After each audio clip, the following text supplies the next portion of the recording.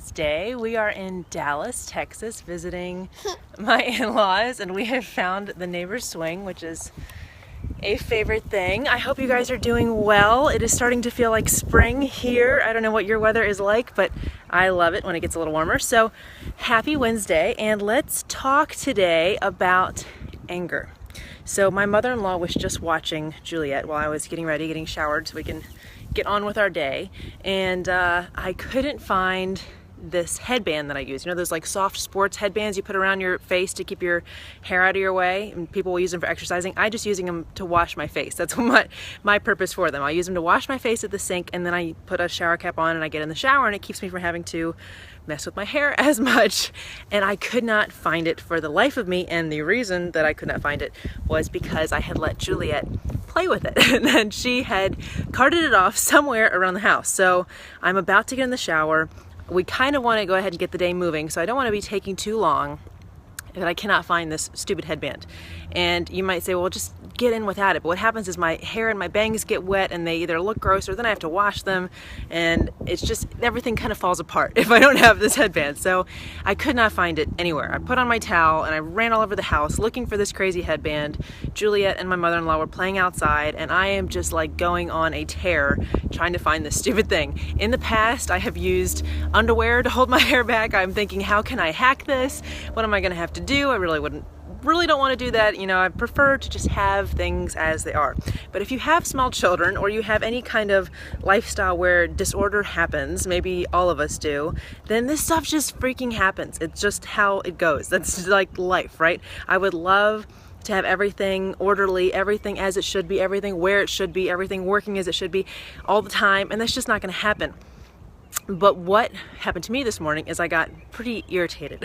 I got quite irritated with absolute little angel here, most adorable child ever, right? But it doesn't matter when they've done something that annoys you, because all you can focus on is how much they are destroying your life, right? So I got pretty irritated, and I don't do this too much, but occasionally it happens. And what I noticed is that, like always, I lose my connection with God. So a lot of people will talk about self-righteous anger, and especially in kind of social cause movements, people will talk about the importance of getting angry about something.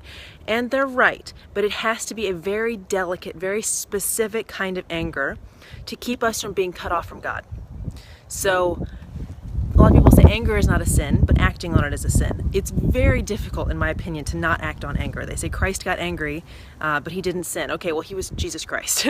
I personally find it very difficult to be angry and not have sinful thoughts, sinful words, sinful actions, and I imagine that you might too.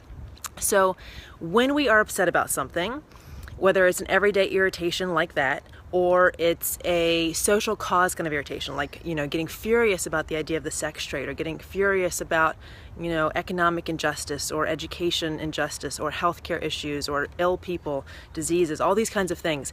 It's very important that we get our anger in that very specific lane of focusing on the problem rather than taking any of it personally, on looking at it from a global scale and feeling that this is an injustice to people who God loves, rather than in any way personifying it and hating a person, or hating, hello, should I come down here and join you? And hating, any kind of system, but just letting our thoughts get in any way sinful or unhealthy. And in the same way with these irritations, like if your child carts off something that you desperately think you need somewhere to the house and you cannot find it, then in the same way I could feel my spirit losing its connection to the Holy Spirit, its connection to God. And that's a very dangerous place to be. It's a dangerous place to create anything from, which is a big deal for me, so I can never do anything when I'm stuck like that. I have to get myself out of it. And it's a dangerous place to interact with others in, because we'll say things and we'll do things that we regret. It's a dangerous place to just stay in for ourselves, even if we don't express it. If we're the kind of person who keeps our anger in, that's the kind of stuff that leads to so much inflammation and stress in our body, and ultimately hurts our health, and of course just turns the way we think regularly into things that are damaging, things that are untrue, and things that ultimately will lead us away from healthy relationships with God and with ourselves and with others. So when we feel ourselves getting angry, here's what I would have you do.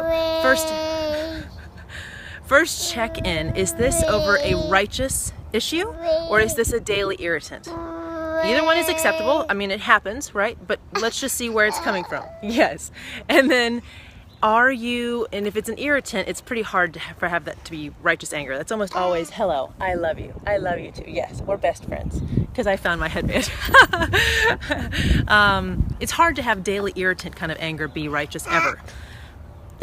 This is the forehead smooch. Yes. We are so adorable. Yes, you know that you're cute. You know that you're cute. We're almost done, and then you can play with the phone. What's Mommy going to finish saying? Well, the daily irritant anger is pretty hard to be righteous. We're going to keep talking. I may have to stand up and get it out of her view. Here you go, ready?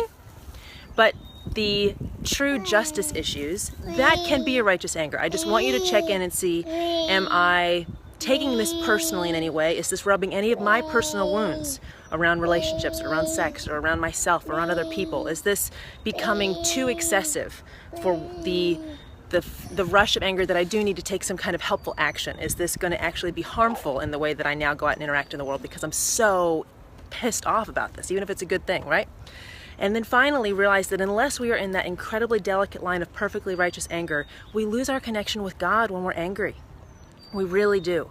And that is a terrifying place to be if you're trying to do anything productive in your life, whether it's just interact with your family or, write something, whether it's a blog post, a Facebook comment, or a book, which I'll mention in a second, or create a video, or, coach a client. These are all my personal examples. I have to make sure I am in a very healthy, holy space when I do any of those things so that I can hear from God, so that I have that kind of divine connection and I can get His help and I can have His wisdom and His guidance. When I'm angry, I just don't have it. And I would imagine that you guys might experience the same thing. So I would love to hear if you do.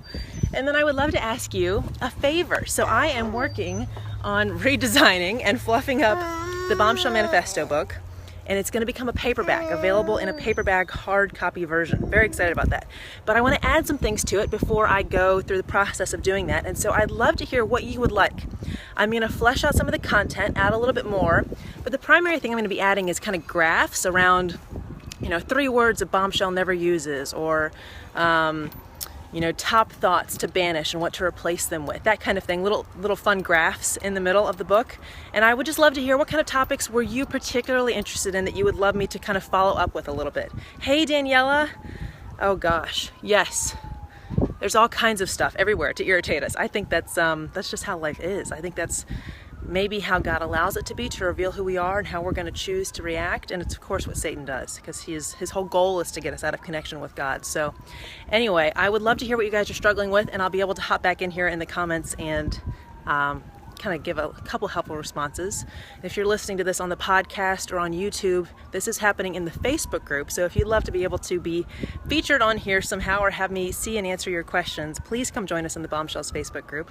But also, for those of you who are going to watch this, let me know what you would like a paperback version of the Bombshell Manifesto to look like, and to include, to go into more depth on. I would love to hear more about the kind of topics that I touched on that really spoke to you and that you'd like me to elaborate on.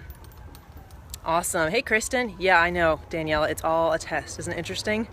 It's so much fun. I was thinking that this morning while I was chasing down this headband, which you'll find out about if you watch from the beginning of the video, the headband which led to this topic today. And this is all a test, and I didn't pass it this morning, but at least I learned from it. And how can you be angry at something that adorable? She's deeply reflective. She's thinking about what she wants to have added to the Bombshell Manifesto. Probably top things mothers should not do to their children. Something like that. So anyway, I would love to hear from you ladies. I'm going to go in and join my mother-in-law. We're going to go run some errands. But let me know how you are experiencing anger in your life, whether or not you think you've been able to stay on that righteous fine line, and how you're able to kind of breathe out of it, to move past it, to let it fade and not act until you're out of it. And then Wiggles, it's time to go. And then what you'd like me to add to in the Bombshell Manifesto book paperback version, which is coming soon. I love you girls. I hope you have a beautiful Wednesday, and just remember to breathe through that anger that comes up. It's inevitable. Don't blame yourself or guilt yourself. Just don't act while you're in it, okay? Love you so much. Talk to you soon. Bye.